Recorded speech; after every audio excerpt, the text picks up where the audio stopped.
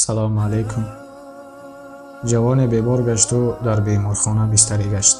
духтурон ба волидайнаш гуфтанд ки умри ин фарзандатонро моҳе боқист ё камтар.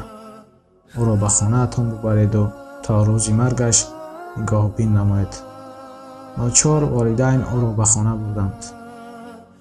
рӯз ба рӯз аҳволи он ҷавон бадтар шудан мегирифт.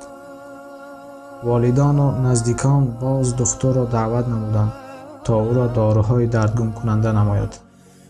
духтур сӯзандору гузарониду боз ҳам гуфт ки аҳволи ӯ вазнин аст. мумкин якчанд рӯзе аз умраш боқӣ бошад.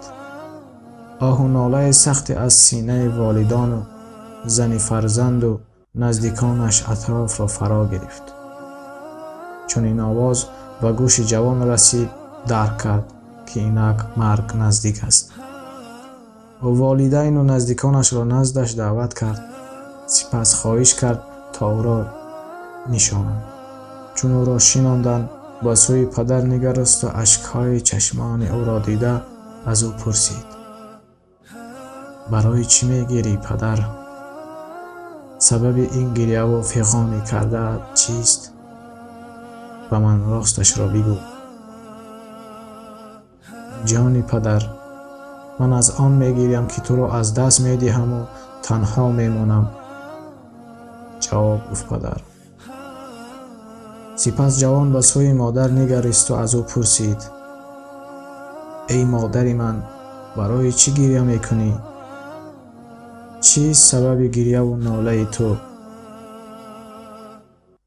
ай ҷигарбандам, ман аз ғами он мегирям ки фироқи туро натавонам таҳаммул кард.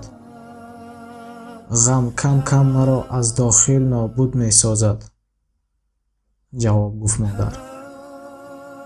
ҷавон ба занаш нигаристу аз ӯ пурсид: чӣ туро гирён кардааст, эй ҳамсари ман? ман аз он сабаб мегирям ки аз ин пас он ҳама некуҳову меҳру муҳаббати ту бароям намерасад, чун туро ёд кунам наёбамад дар дунё, ҷавоб гуфт ҳамсараш. ҷавон ба сӯи фарзандони худ ки хурдсол буданд нигаристу аз онҳо пурсид: чаро шумо ашк мерезед, эй фарзандони ман? аз он сабаб ки мо ятим хоҳем монд. пас аз марги ту мо бепадар хоҳем монд. ин бароямон душвор хоҳад буд, ҷавоб гуфтанд фарзандон. чун аз ҳама наздикон ҷавони бемор ҷавоб гирифт, худ сар поин карду бо овози баланд бигрист. волидайну наздиконро аз чунин гирьяи ҷавон дилҳо реша реша гашту ӯро ором карданд ва аз ӯ пурсиданд: сабаби ин гирьяву фиғони ту дар чист? ҷавон ҳар якеро назар андохту ҷавоб гуфт: дидед, ҳар яки шумо дар ғами худатон ҳастед ки аҳволатон чӣ мешавад пас аз марги ман. ҳамин тавр не? аммо оё нафаре аз шумо ғами онро мехӯрад ки ман чӣ тавр ба дасти холӣ назди холиқи худ сафар хоҳам кард? аҳволи ман чӣ мешавад? эй волидайнам, магар шумо нагуфтед ки аввал бихонам, кори хуб ёбам? ҳама роҳҳои зиндагиро бароям нақшакашӣ карда будед, ҳама роҳҳоро ғайри роҳи наҷотро. шумо будед ки мегуфтед ҳоло фурсат барои тоату ибодат меёбӣ. пас куҷо шуд он гуфтаҳои шумо? оё назди холиқам дипломи донишгоҳи имрӯза доштаам кор меояд? магар намешуд маро насиҳат мекардед ки писарам, ҳам илми дунявӣ бихон ва ҳам илми исломӣ. ҳамин дунёатро обод намо ва ҳам аз обод намудани охирати худ фаромӯш накун.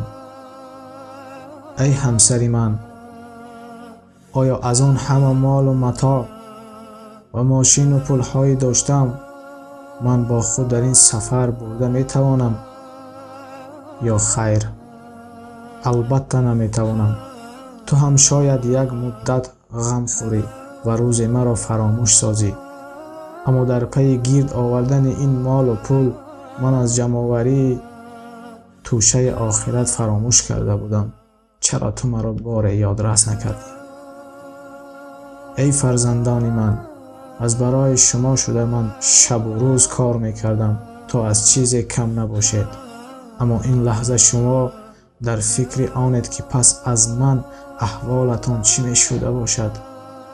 هزاران یتیمان را خداوند رزق و روزی می دهد، شما هم گرسنه و تشنه نخواهید ماند. سپس او به والدین و نزدیکان مراجعت نمود. اکنون همه دیدید که نه مال و پول و نه منصب امروز و این ساعت برای من که سفر آخرت دارم کار نآید. پس وای بر حال من که امروز از طاعت و عبادت و خیر و سخاوت برای فایده خود توشه‌ای ندارم و نزد خالقم شاید شرمنده و رسوا خواهم گشت. این احوال مرا ببینید و عبرت بگیرید. از همه شما التماس دارم مرا گذارید تا آن ساعت‌هایی که برایم باقی است از خداوند بخشش گناه‌ها طلبم. کمی هم باشد عبادت کنم، اشک حسرت بریزم. امروز بگذارید کتاب قرآن را هیچ نه با حرف کریلی به دستم بدهید تا کلام خالقم را بخوانم. این احوال من برای هر یکی شما عبرت خواهد بود. امروز مرگ مرا دنبالگیر است، فردا یکی، پس دیگر شما را هم دنبالگیر خواهد شد. تیار شوید و چون من دست خالی سفر نکنید. هر روز و ساعت را غنیمت شمارید، چون من هم گمان داشتم عمر درازی می‌بینم و در پیری روی به طاعت و عبادت می‌آورم. چون سالها خواندم، کار کردم، پول و مال داشتم، اما امروز و ساعت با دو دست خالی این دنیا را ترک خواهم کرد. از آن عملی که روز جزا فایده می دیدم دوری جستم و تنها دنیای خود آباد کردم. دنیا و پول و مالی که راحت آن را ندیده سفر خواهم کرد. والدین خطای بزرگی کرده خود را درک نموده اشک پشیمانی می ریختند. آنها یک خویش نزدیکشان را که دانشجوی دانشگاه اسلامی بود دعوت نمودند تا آن ساعتهای مانده را فرزندشان را کمی باشد هم علم الهی آموزد و چگونه توبه و استغفار نماید فهمانند. همین طور 11 روز پیش از مرگ جوانی بیمار خواب را برایش حرام کرده هم می‌گریست و هم نماز می‌خواند و توبه و استغفار می‌کرد. او با مصلحت خویش دانشجویش همسایه‌ها و خویشان محتاجش را به نزدش خوانده از پول و مال داشته‌اش با دستان خود به آنها خیر می‌کرد. آن جوان بیمار را ملک الموت روحش را در وقت نماز خواندن در حالت سجده قبض نمود. پس برادران و خواهران ایمانیم، گر نفران از ما و شما از طاعت و عبادت دور باشند، قصه این برادر برایتان پنده است. چون عمر را خداوند برای هر یکی ما گوناگون جدا نموده است.